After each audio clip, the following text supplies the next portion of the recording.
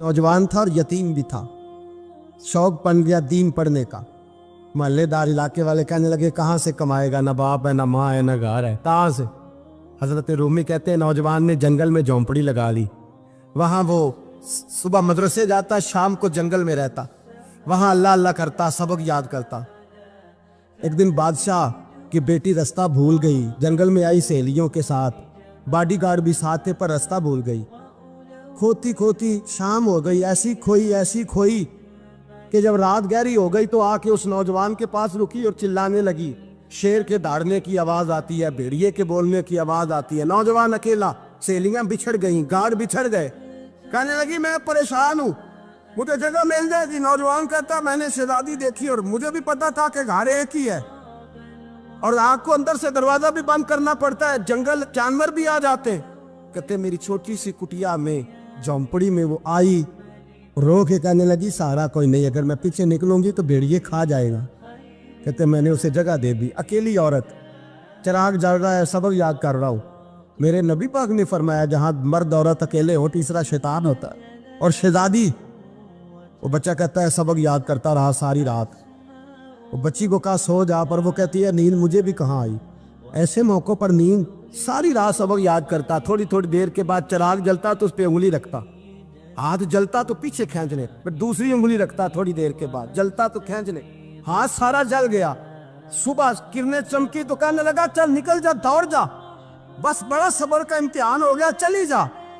शहजादी बाहर निकली, सिपाही ढूंढ रहे थे। बादशाह खुद जंगल में निकला हुआ था, मेरी बेटी मिल गई। बादशाह तन्हाई में जाके कहने लगा बेटा मैं दुनिया को बताऊंगा कि मेरी बेटी खोई नहीं थी, सिपाही साथ ही थे। ये बड़ा मुश्किल होता है, बेटी तो भूल के भी रात कहीं रह पड़े तो लोग जीने नहीं देते, तो बेटा मुश्किल हो जाएगा मेरे लिए। कहाँ थी? उसने कहा नेक नौजवान के पास। उसने कहा बेटा मैं तो तेरी बात मानूंगा पर दुनिया नहीं मानेगी। अगर उस नौजवान ने किसी को बता दिया कि तू उसके पास थी तो फिर लोग मेरा जीना मुहाल कर देंगे। बेटा मैं मर जाऊंगा, मेरी मजबूरी ये है कि वो कहीं राज ना उगल दे वो नौजवान, उसे कत्ल करना पड़ेगा। औरत ने मिन्नतें की, उस बेटी ने कहा मेरे मौसम को मारोगे, रोई। और वो कहने लगा मैं बादशाह, वो मेरा अपना वकार है, मैं उसको छोड़ नहीं सकता। गिरफ्तार कर लाए सिपाही। वक़्त तय हो गया सजा का। अकेले कारकोशरी में रखा गया, जो उसके खास एतबार वाले थे उनकी ड्यूटी लगाई। बादशाह ने बुलाया, पहले बिलम आया। औरत कहने लगी, बेटी कहने लगी एक दफा तो बुलाओ ना, एक सवाल बस पर्दे में रह के पूछना है और फिर जो आपका जी चाहे, मेरे मौसम को मारना तो है, तो मर्जी आपकी। सामने खड़ा किया, नौजवान पर्दे के पीछे, औरत खड़ी हो गई। बादशाह बीच बैठ गया। बीबी कहने लगी सारी रात बेदार मैं भी रही, सोया तू भी नहीं। वो जो तू चिराग के करीब हाथ लगा के जलाता था वो समझ नहीं आई। नौजवान रो पड़ा, कहने लगा क्या करूं, मैंने रसूलुल्लाह का दीन पढ़ा है, क्या करूं, मैंने हुजूर का दीन पढ़ा है। मैंने पढ़ा है कि जानी को सबसे नीचे दोज़ख के सबसे निचले दर्जे में जलाया जाए, उसे जहन्नमियों का पीप और रेशा पिलाया जाए, कंद खिलाया जाए। ये रवायतें पड़ी हुई थी। थोड़ी थोड़ी देर के बाद शैतान मुझे कहता था बदकारी कर ले। मैं अपना हाथ, उसी वक्त जब शैतान मशवरा देता तो मैं आग पे करता। मैं कहता अगर ये बर्दाश्त हो गई तो वो भी हो जाए। जब हाथ जलता तो मैं समझ जाता नहीं तुझसे तो ये नहीं बर्दाश्त होती तो वो कैसे हो। फिर मुझे शैतान मशवरा देता कोई देख नहीं रहा, तो बुलाने नहीं गया, खुद आई, मैं दूसरी उंगली लगा देता। मैंने हाथ जलाया और मैं समझ गया जब छोटे से चिराग की इतनी सी शमा की आग नहीं बर्दाश्त होती तो दोज़ख कैसे बर्दाश्त होगी। कहता मैं बाज आया। बादशाह ने ये कहानी सुनी, लफ्ज सुने तो चीख मार के रोया। कहने लगा तालिब इल्म, तू तो मेरे नबी का सच्चा गुलाम है और मेरे रसूल के जो सच्चे गुलाम होते हैं उन्हें फांसियां नहीं दी जाती, उन्हें तख्त पर बिठाया जाता है।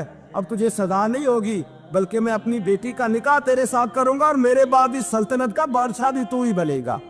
अब वो नौजवान वहां नारे लगा रहा है, कहता लोगों तुम मुझे कहते थे दीन से क्या मिलता है, दीन से तो अल्लाह तख्त व ताज भी अता फरमा देता है। अगर नौजवान शर्मो हया वाले बन के रहे अल्लाह सारी इज्जतें दे देगा। देखे ना अल्लाह के फजल से इज्जत मिलती है और जब कोई इज्जतदारों जैसा काम ही ना करे। एक बात और अर्ज करनी है पर वक्त थोड़ा रह गया।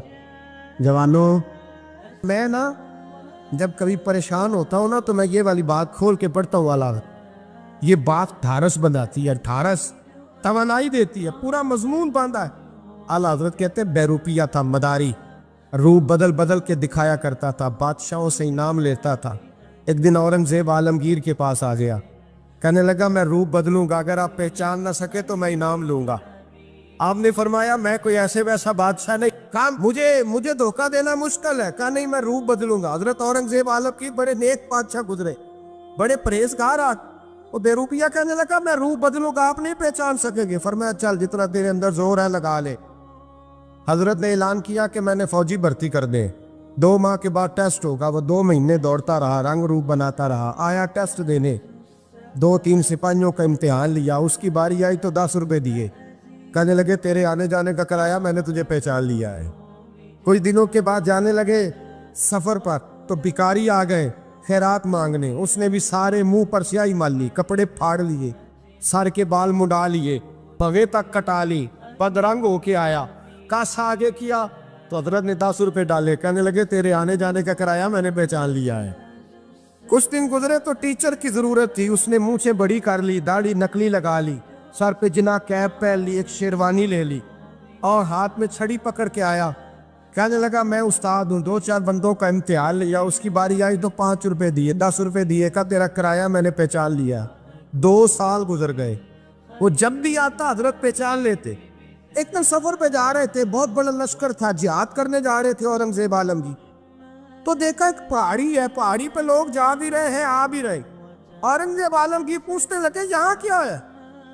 کہنے لگے بابا جی بیٹھے ہیں دعا کرتے ہیں, اللہ کے نیک بندے ہیں.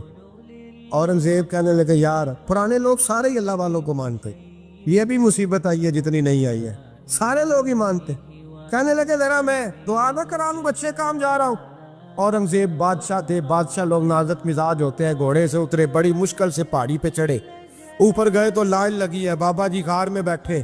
کہنے لگے میں نے ملنا, میں اورنگزیب ہوں. انہوں نے کہا ہمارا بابا اس طرح کا پیر نہیں کہ امیر آئے تو رنگ اور ہو, غریب آئے تو اور ہو, یہاں اگر ملنا ہے تو لائن میں لگ جاؤ, سب ایک جیسے. اب لائن میں کھڑے ہو گئے, 50 آدمی آگے تھے, کہتے ہیں 51واں نمبر تھا. تھک گیا دھوپ میں کھڑا کھڑا. جب میں پہنچا غار کے دہانے تو میں نے بابا جی کے چہرے پہ نظر ڈالی تو بڑا نورانی چہرہ, بڑی خوبصورت لب و لہجہ. میں نے کہا میرے جیسا آدمی بھی پگڑی باندھ لے تو اچھا لگنے لگ جاتا ہے, بڑا خوبصورت انداز. کہتے ہیں میں ان کے پاس اتحیات کی حالت میں بیٹھ گیا. میں نے کہا حضور میں جا رہا ہوں جہاد کرنے, دعا کرنا. بزرگوں نے ہاتھ اٹھائے, اللہ اس کی مدد فرما, دین کو غلبہ عطا فرما, اسے دین کا سچا پکا سپاہی بنا.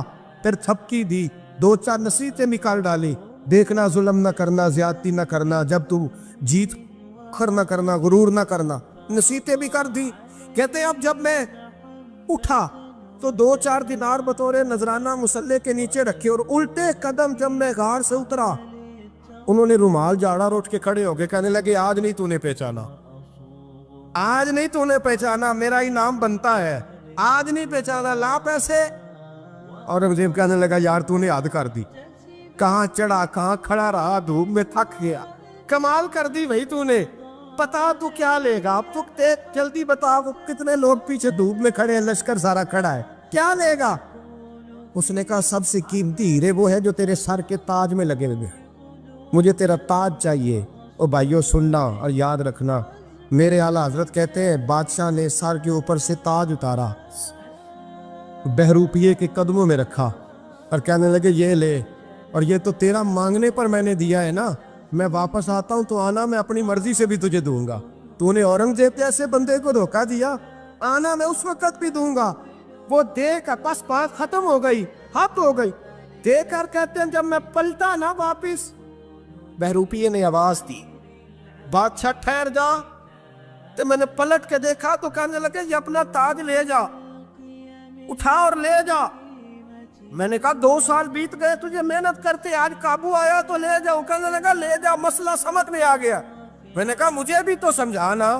کہتے ہیں وہ پھوٹ پھوٹ کے رویا, اس کی آنکھیں برس پڑی, سیلاب کی طرح آنسو بہہ نکلے, تڑپا اور رو کے کہنے لگا بادشاہ میں نے جھوٹ موٹ رسول اللہ کی غلامی اختیار کی تھی, جھوٹ موٹ کی داڑھی, جھوٹ موٹ کی پگڑی, جھوٹ موٹ کا فقر, میں نے جھوٹ موٹ نبی پاک کا لباس پہنا ہے, تو تیرے جیسے بادشاہوں کے تاج میرے قدموں میں آ گئے ہیں.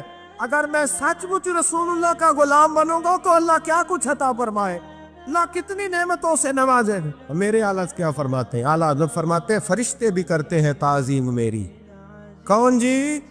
اللہ ایسا عقیدہ بھی کم ملے گا جو بریلی کے امام کا عقیدہ ہے، ایسا بھی کم۔ کہتے ہیں فرشتے بھی کرتے ہیں تعظیم میری۔ کیوں؟ فرمانے لگے فدا ہو کے ان پر یہ عزت ملی۔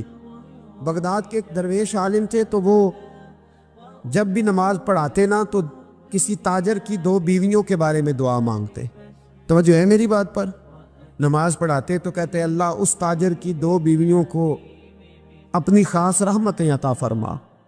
ایک دن لوگ ان کے گرد اکٹھے ہو گئے، کہنے لگے بابا جی بتائیں تو صحیح وہ بیویاں کون تھی جن کے لیے آپ دعا مانگتے؟ تو فرمانے لگے میرے شہر کا ایک تاجر تھا، بہت بڑا تاجر تھا، مالدار تھا پر بے اولاد تھا۔ اسے بغداد سے ملک شام جانا پڑتا تھا تجارت کرنے، اور کئی مہینے اسے شام کے ملک میں رہنا پڑتا تھا۔ اس نے اس طرح کیا کہ وہاں بھی ایک شادی کر لی۔ توجہ ہے نا میری بات پر؟ کیا کر لیا اس نے؟ دوسری شادی کرنا مرد کے لیے جائز ہے، تیسری کرنا بھی، چوتھی کرنا بھی بھیا کے وقت، مگر اگر انصاف کر سکے تو۔ اگر چاروں میں ہم نہ آدھا مسئلہ سنتے ہیں اور آدھا ہی بیان کرتے ہیں، اگر انصاف نہ کر سکے پھر اس کے لیے 4 جائز، پھر وہ ایک ہی رکھے گا۔ تو عزیز دوست دوسرا نکاح کر لیا، شادی ہو گئی۔ اب وہ وہاں کچھ زیادہ وقت گزارنے لگا، مالدار آدمی تھا، بیوی کو مکان بھی لے کے دے دیا۔ اب وہ دیر سے آتا واپس، اور جب آتا بھی تو اس کے وہ والے انداز نہ ہوتے جو پہلے ہوا کرتے تھے۔ اب بیوی سے بڑا جاسوس بھی کوئی نہیں ہوتا، اس کو تو پہلے پتہ چل جاتا ہے کہ ماجرا کیا ہے، اسے بڑی خبر ہوتی ہے۔ تو اس نے محسوس کر لیا کہ بدلے بدلے سے میری سرکار نظر آتے۔ وہ کہنے لگی اب کہ جب آتا جاتا ہے تو اس کے حالات کچھ بدلے بدلے سے ہیں، ماحول کچھ اور ہے۔ اس نے ایک بوڑھا آدمی جو اس کا عزیز بھی تھا اور سمجھدار بھی تھا اس کو تیار کیا، کہنے لگی اب کہ جب ملک کے شام جائے نا تو اس کا پیچھا کرنا اور خبر کرنا کہ کہاں رہتا ہے، کہاں جاتا ہے، کیا کرتا ہے۔ وہ بوڑھے بزرگ جو تھے وہ خاتون کے کہنے پر کچھ اس نے کرایہ بھی دیا۔ وہ اس تاجر کے پیچھے گئے اور واپس آ کے خبر دی، کہنے لگے کہ یہ تو 2-3 سال بیت گئے، اس نے وہاں بھی شادی کی ہوئی ہے، تجھے بتایا ہی نہیں۔ بی بی بڑی سمجھدار تھی، حوصلہ مند، زیرت، اس نے شور نہیں مچایا۔ اس نے کہا کہ میں نا اب جب آئے گا نا تو طریقے سے بات کروں گی اور پوچھوں گی کہ ایسا کیوں کیا، اور یہ بھی اس نے آ کے بتایا کہ اگر تیرے ساتھ نکاح کے بعد اسے اولاد نہیں ملی تو اولاد وہاں بھی کوئی نہیں، یہ مکمل تفصیلات۔ اب جب اس دفعہ خامند آیا تو آتے ہی وہ بیمار ہو گیا، کمزور ہونے لگا۔ اب خاتون نے مناسب نہیں سمجھا کہ آتے ہی دڑام سے میں اس کے سر پر یہ ٹھوڑ دوں کہ تو نے نکاح کیا ہوا ہے اور مجھے بتایا نہیں۔ وہ ذرا تسلی میں رہی، کچھ وہ بیمار تھا، حوصلہ رکھا، خدمت کرتی رہی۔ کچھ دن گزرے تو وہ تاجر انتقال کر گیا، فوت ہو گیا۔ اب راز کھل نہ سکا، عدت گزاری، اور جب سارا مال جمع کیا نا تو اشرفیوں کی بوریاں بھر گئی۔ سارا مال اس بی بی کا، 4 بوریوں میں اشرفیاں، 4۔ یہاں تو پیٹ کا دوزخ ہے، معاذ اللہ، بھرتا ہی نہیں۔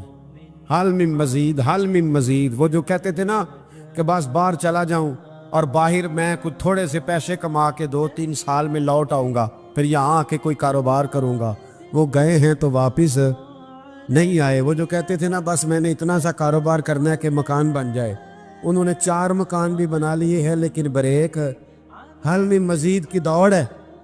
اب 4 بوریاں اس عورت نے چھپائے رکھی، کوئی بندہ نہیں جانتا بغداد میں کہ ملک کے شام میں تاجر کی دوسری بیوی بھی ہے۔ جب وہ فارغ ہوئی تو اس نے اس بوڑھے جاسوس کو پھر بلایا اور 2 بوریاں اونٹ پہ رکھی، خود بھی ساتھ بیٹھی اور ملک شام گئی۔ اللہ اکبر۔ وہ بزرگ کہتے ہیں میں ایسے نہیں دعا کرتا۔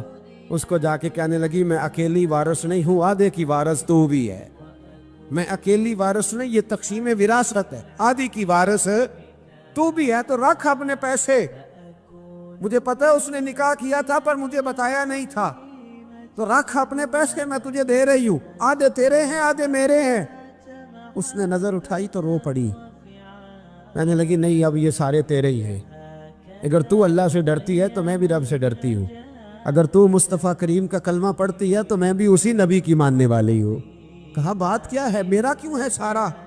تو وہ خاتون کہنے لگی وہ 2 سال 3 سال سے میرے ساتھ نکاح تھا اور اس نے بتایا تھا مجھے کہ میری بیوی بھی ہے، اور میں غریب تھی تو میرے والدین کو بھی بتایا تھا کہ میری دوسری شادی ہے۔ یہ مکان اس نے مجھے لے کے دیا تھا، میرے تمام اخراجات وہ پورے کرتا تھا، نان و نفقہ کا خیال رکھتا تھا، لیکن اب کہ جب وہ آیا تو وہ بیمار تھا۔ اس نے مجھے بتایا کہ مجھے طبیب نے بتایا ہے کہ میں شدید بیمار ہوں، شاید بچ نہ سکوں۔ تو کہنے لگی وہ مجھے کئی لاکھ روپے بھی دے گیا اور جاتے دفعہ مجھے طلاق بھی دے گیا، فارغ کر گیا۔ کہنے لگا تو جہاں چاہے میرے بعد نکاح کر سکتی ہے، اور کہنے لگا میں چاہتا تھا پہلی بیوی کو بتا دوں، موقع نہیں بنا اور اس کا دل نہ ٹوٹے، بتا نہیں پایا، لہذا وہ مجھے ڈھیر سارے پیسے دے چکا ہے، سارا میرا حصہ مجھے پہلے سے دے چکا ہے۔ میری بہن اب یہ 4 بوریوں میں سے 2 میری نہیں بلکہ 4 کی 4 ہی تیری ہے، تو ہی اس کی حقدار ہے۔ تو بزرگ کہتے ہیں مجھے بتاؤ جن کے اندر اس قسم کے تقوی کی جھلک ہو ان کے لیے ہر نماز کے بعد دعا مانگنی چاہیے کہ نہیں مانگنی چاہیے؟ حضرت عمر کے زمانے میں ایک نوجوان تھا، نیک تھا، مسجد جایا کرتا تھا رات کو۔ تو مسجد جا رہا تھا تو رستے میں ایک عورت نے دعوت گناہ دی، ابن عساکر نے اس کو لکھا ہے۔ تو نوجوان تھا، خواہشات تھی، کچھ طبیعت مائل ہو گئی، ابھی ادھر جا ہی رہا تھا کہ کسی نے آیت پڑھ دی والی من خاف مقام ربی جنتان، جو رب کے سامنے کھڑے ہونے سے ڈرے گا اللہ 2 جنتیں دے گا۔ واقعی ڈر گیا، وہ واقعی ڈر گیا، اتنا ڈرا کہ بے ہوش ہو کے گر پڑا۔ بیماری سے لوگ بے ہوش ہوتے ہیں، پیسے ڈوب گئے بے ہوش ہوتے ہیں، بچے کے غم میں بے ہوش ہوتے ہیں۔ سچ بتاؤ کبھی خوف خدا سے بھی بے ہوش ہوتا کوئی دیکھا ہے؟ ہمارے ہاں تو روز مرہ ہی نہیں ہے بھائی، اور بڑی باتیں ہیں بے ہوش ہونے کی، ڈرنے کی، غش کھانے کی۔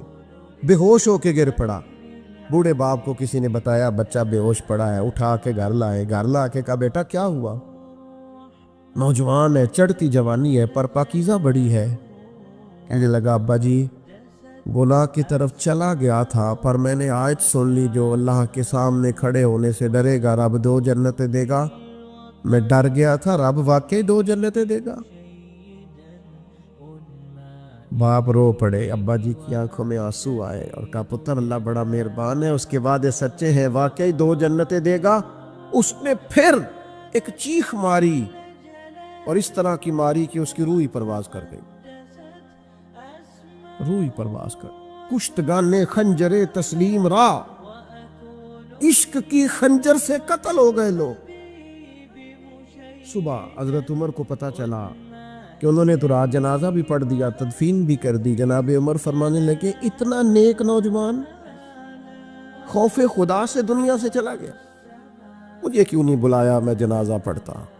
فاروق اعظم فرما رہے ہیں میرا شوق تھا میں اس کا جنازہ پڑھتا۔